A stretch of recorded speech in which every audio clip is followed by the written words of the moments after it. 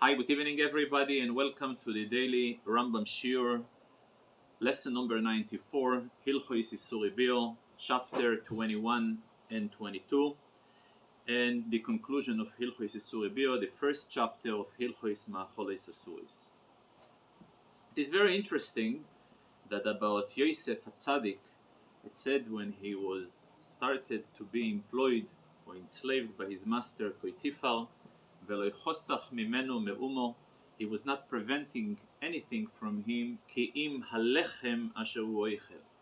The only thing he prevented was the bread he was eating. And Rashi explains that this is a reference not to the actual breads, but to the access to his wife. So it is interesting that today there is a conclusion of the rules of Issurei, forbidden relationship, and we're starting immediately Ma'acholos Asuros. So the obvious linkage between those two halachos, that the term bread can apply to both, to forbidden relationship as well as Ma'acholos Asuros, forbidden items that is forbidden to eat. Every now and then we hear about a new sensation, about a famous personality that is being suspected and sometimes being incriminated for sexual harassment, for inappropriate relation, abuse of power, sexual abuse, and so on.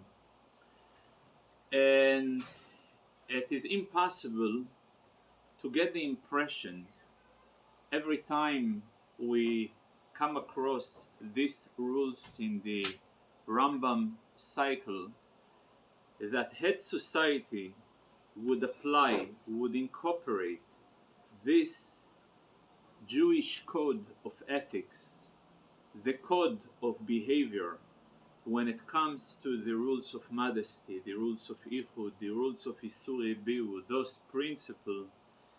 How much headache, agony, pain, and unnecessary trouble would society take away from themselves had they would adopt those principles? Just take a look. In anything in our life, even access to any portal, let it be a banking portal, all you have over there is a few dollars. How many layers of safety, the user ID and password and another password, are being incorporated in order to protect your property, in order to protect your asset. And the more important a property is, the more important or the more complex layers of safety is being incorporated, because this is something that is really, really precious for you.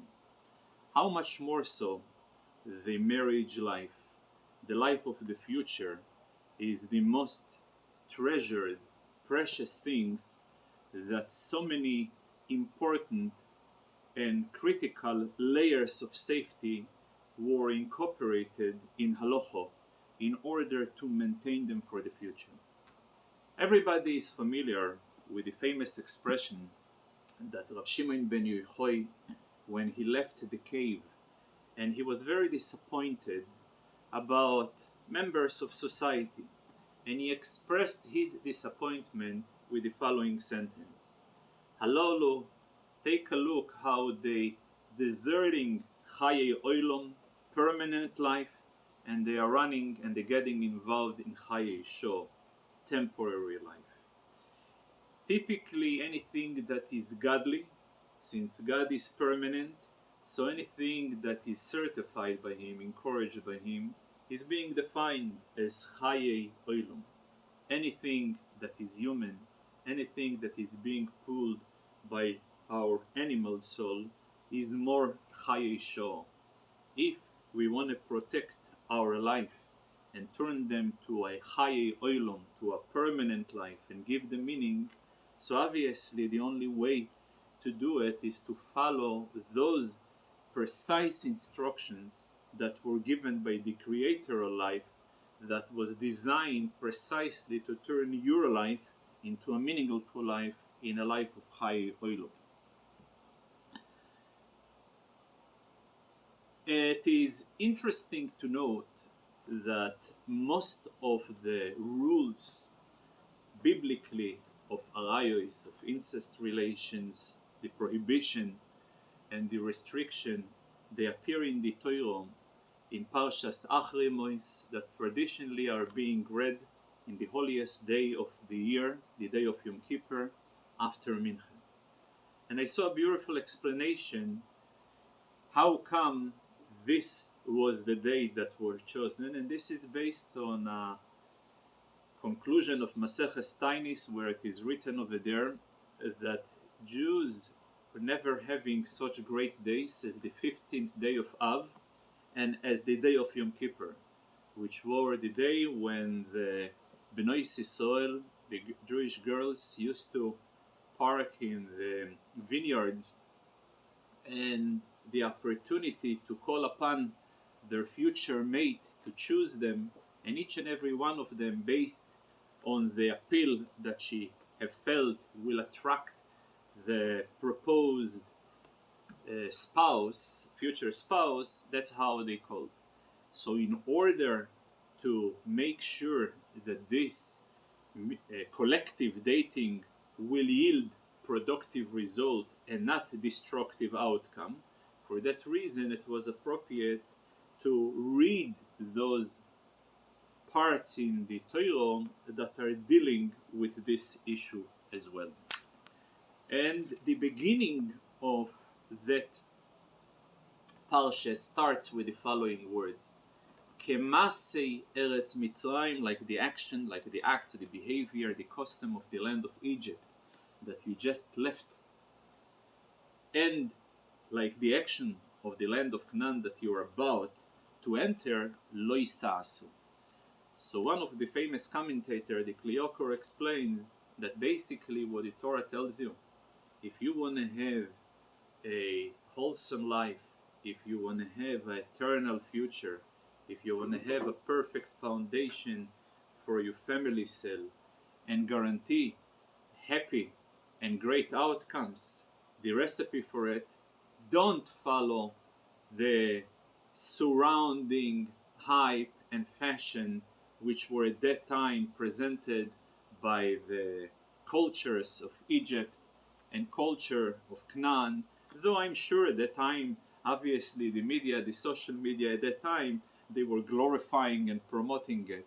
But look where the ancient culture of Egypt today and where the ancient culture of Canaan today, where they are, and on the other hand, the flourishing, the prospering, and the great contributor to the development of society that the Jewish Torah were actually given. So after this introduction, we're going to get to the actual topic that the first chapter of the daily Rambam of today is dealing. So as we have mentioned before with the example of layers of security, so while in the previous chapters we were dealing about forbidden direct sexual relationship with forbidden incest situation, today we are dealing with physical contacts, though not in a sexual way, that is forbidden as well biblically. And further than this, even any type of flirtatious activities with arayos is forbidden as well. And a person that is involved, though that there is no biblical punishment, though that there is a violation, but nevertheless rabbinically there is a makas mardus, which is again a physical form of punishment that is being given by the Beis Din. Further than this, even when a person is dating or meeting someone who is a besulo, who is not married, any acts of provoking act is also forbidden as well. Now, when it comes to sexual activity between what we call it today lesbianism, so according to the Rambam, this is Hishit, though it is a biblical prohibition and it is a remnants from the ancient Egyptian culture, there is no malchus over it. And further than this, since it is not considered to be an act that will turn her to a zoino, so for that reason she is not going to be forbidden upon her husband. And further, even the husband is kohen, she is not going to be forbidden upon him and he can continue to live with her, although it is suggested that he should try to protect her in case she has contact with such woman from having anything to do with him. A person regarding his own wife, although and it is permitted to him, nevertheless it is suggested for a person, both of them, first of all, that any type of union should be made when the proper mood is there. So for that reason it is forbidden for a person to have relation while he is in anger or there is tension amongst the couple. And further than this, what differentiates between a human being and an animal, that while an animal is designed in such a way that cannot have access directly to the skies and to the heaven, a person is designed in such a way that he has always access to the skies. So the point is, a person should always bring in a spiritual meaning even to this mundane and natural activity that is being done by human.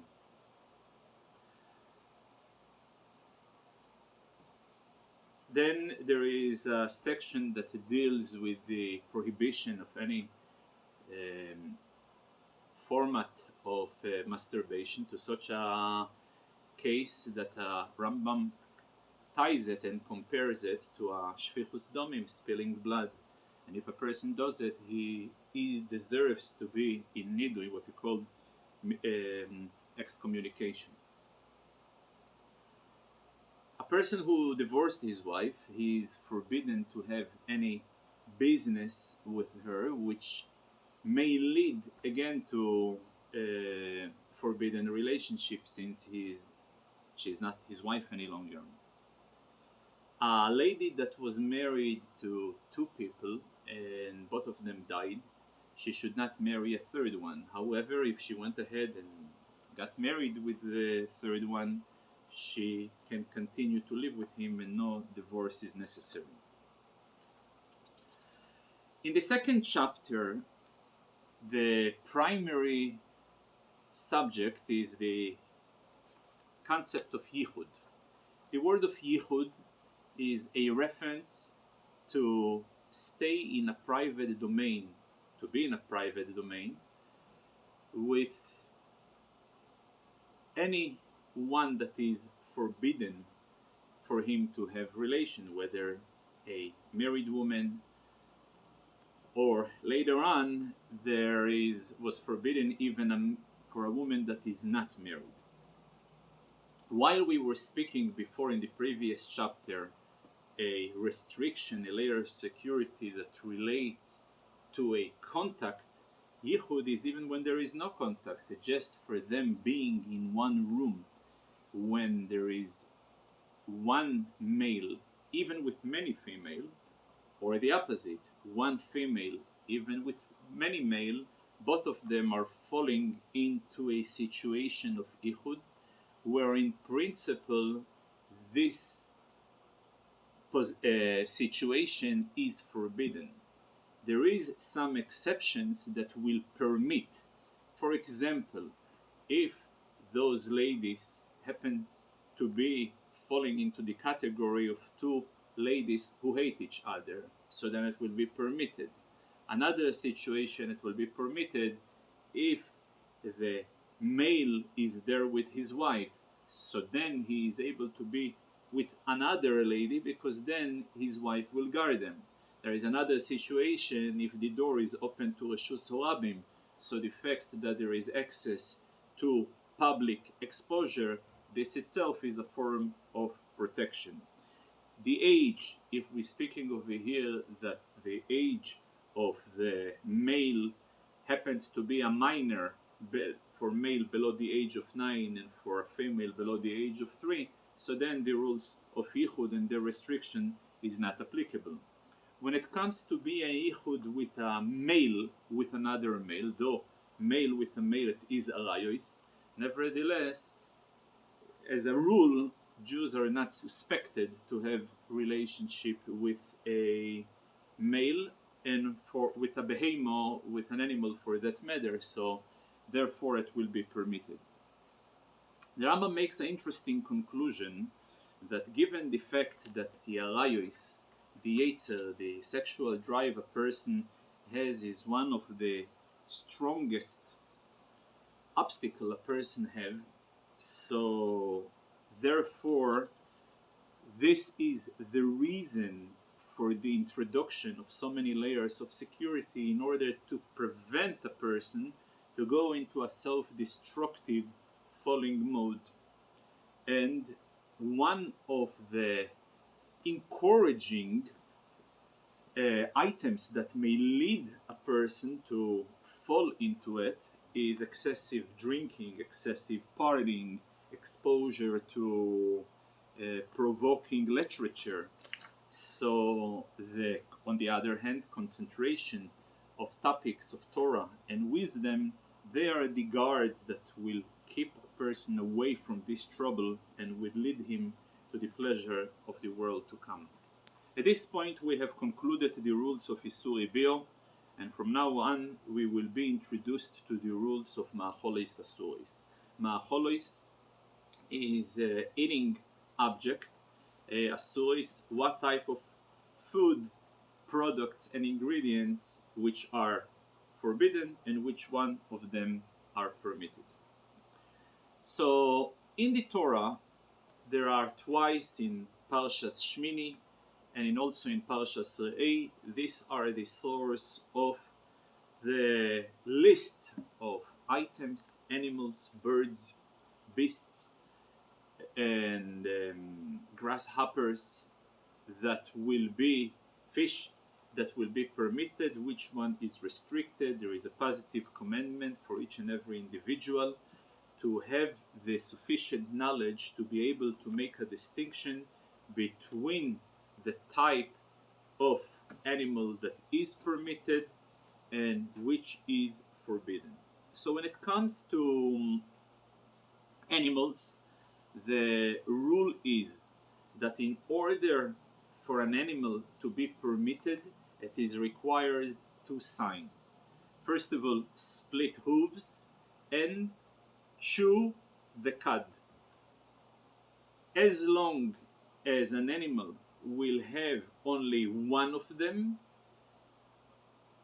so besides there are 4 animals listed in the Torah. Amongst them is the pig, the camel, the shofon, and the arneves. They happen to have only one of the signs. So if a person is able to detect and to identify them, so he can go in the wilderness or anywhere and he sees an animal that has only one sign. As long as he knows the 4 animals and this doesn't fall into this category, biblically he is able to slaughter it and to eat it, because there is no way an animal will have one kosher sign, so he must have the second one, unless he falls in the category of those particular animals that the Torah listed. By the way, there is a beautiful explanation. One of the commentators in the Torah said how come when the Torah listed those animals who are not kosher, they listed only 4 animals who happen to be seemingly so-called half kosher. They have one sign. He says for that reason. He says sometimes half a truth is worse than a full lie. When somebody who is so-called hypocrites, which will always going to take partially adopt the truth, he is much worse than somebody who you know that he needs to be fixed, needs to be rectified.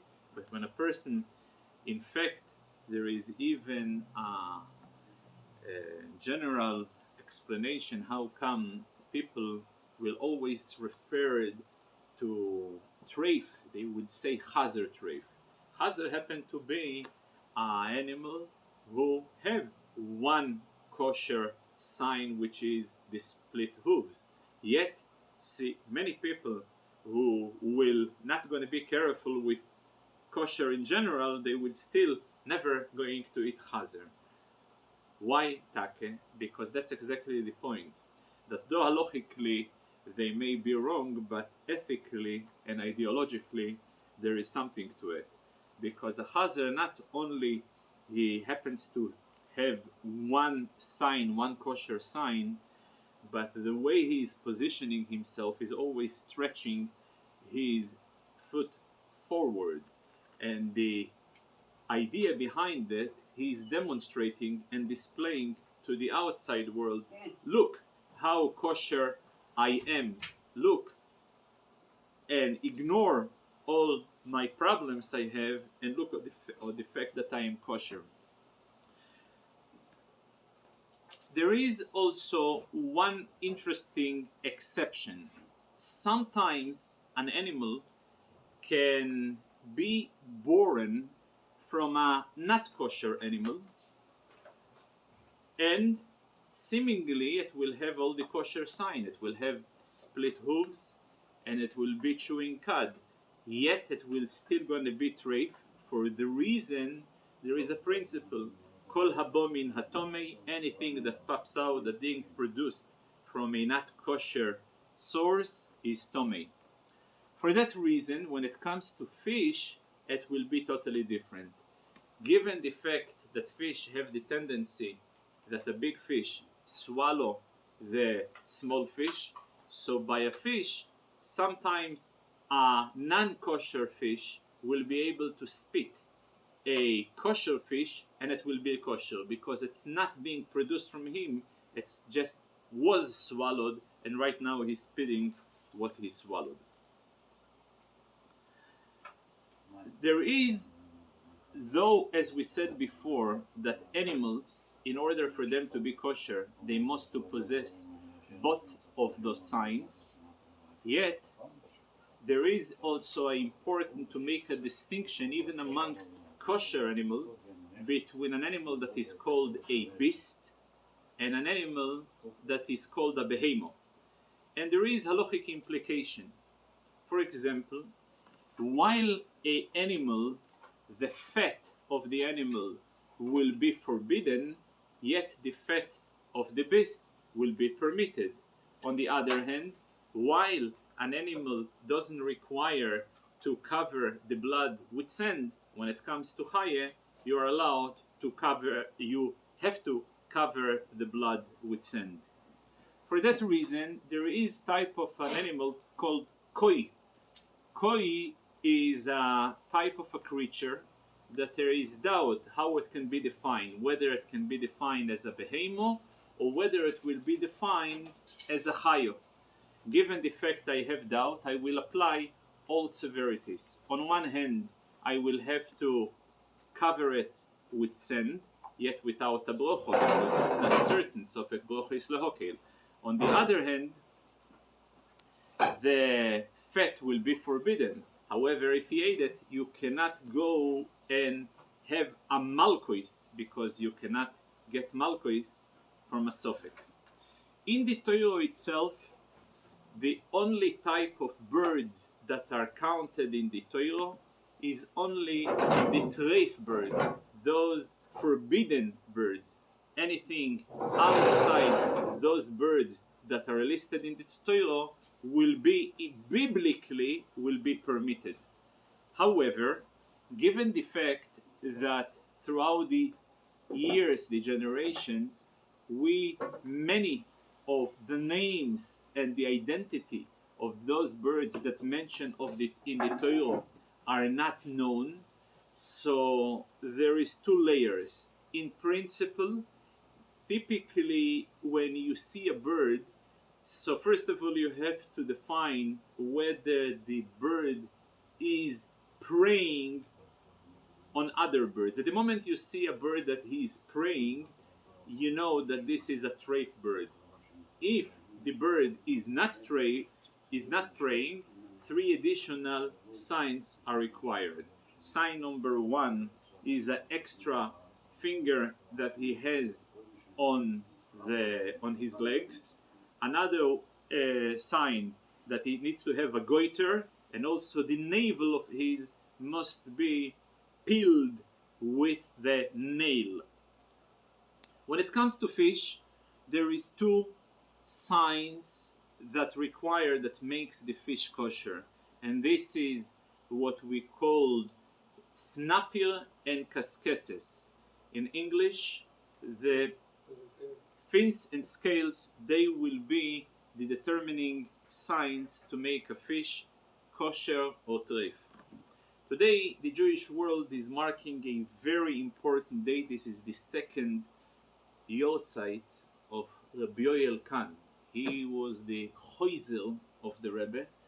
It's everybody known that the Rebbe, throughout his Verbringens on Shabbos, used to Verbring with the people for non-stop, stop occasionally for 10 minutes of singing, but of giving over sichois and ma'amorim and teiros, and he was blessed with a phenomenal memory and understanding, and he was able to record and give it over. And thanks to him, so much Hasidus and the teachings of the Rebbe were able to be being given over to the entire world. Basically, his entire life he dedicated to teach Hasidus, to spread Hasidus, to write Hasidus, to edit Hasidus. Today I heard a beautiful story about him, which is connected to the beautiful explanation of the Rebbe regarding the signs of kosher animals. Today I heard a beautiful story that once upon a time, typically when he was giving over an idea, he was so excited about the idea, even he gave it over 1,000 times. He was as excited in the 1,000th times as he was excited in the first time. Not only he was excited, but he was able to give over the idea 1,000 times to the same crowd that he was giving it over before. So once upon a time, a participant in one of his lectures said that, I'm sorry, the word that you just said is beautiful, but I heard it already the first time from you a while ago. And then he turns to him, and he looks at him, and he tells him the following words: if all you got from this thing that it's only a good vote, the first time was also a waste. Because what was the point? A good vote is a nice idea, but he was not about giving over nice ideas. He was about expressing in each and every step along the way godliness, to bring in a godly contents in everything we do in our life. And when a person is geared towards that goal, so when he hears something, I'll give you an example. When a person comes to eat to have pleasure in life, although he ate yesterday and he ate 2 days ago, he will still be able to gain the same pleasure when he eats today. Why? Because it's clearly when it comes about his own life, his own existence, so excitement never really being erased, being torn. Because it's about existential, it's about life.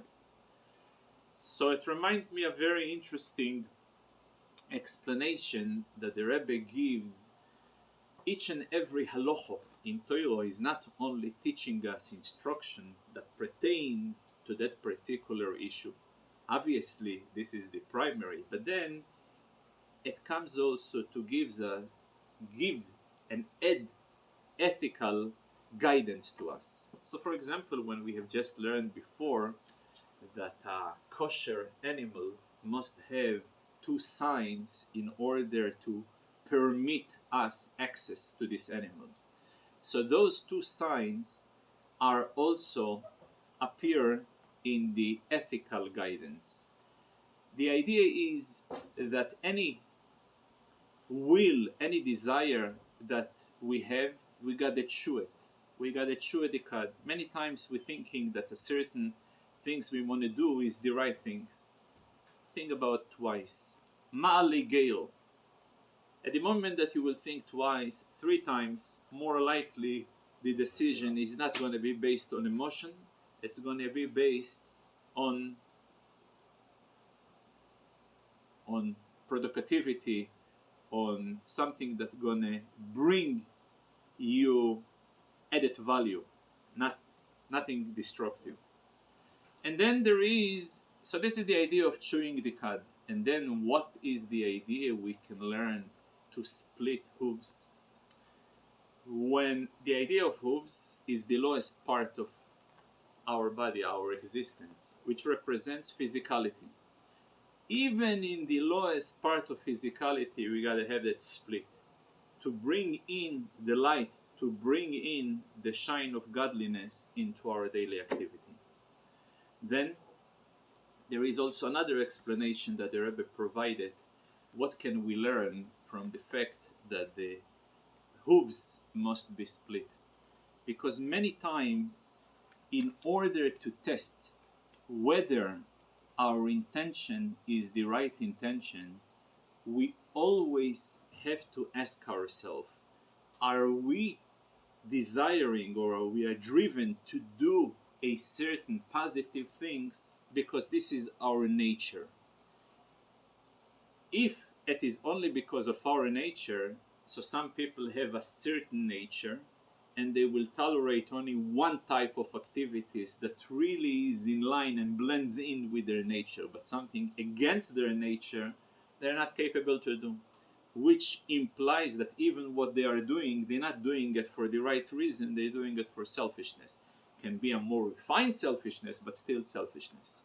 The only way a person is able to test and to come to a conclusion that he is not being driven by selfish drive is only when he is capable to work and operate on 2 lines. On the line that will match his character and also the line that not necessarily match the character. When a person is able to operate on the mode of what we call split hoof, then you know he is a kosher animal and he continue to goes on the right track. So thank you very much for your participation in our shir. May God bless us. We should turn this day, these days, Saturdays, the days of mourning, into Yemei Simcha Vesason Umoadim Tovim. Thank you.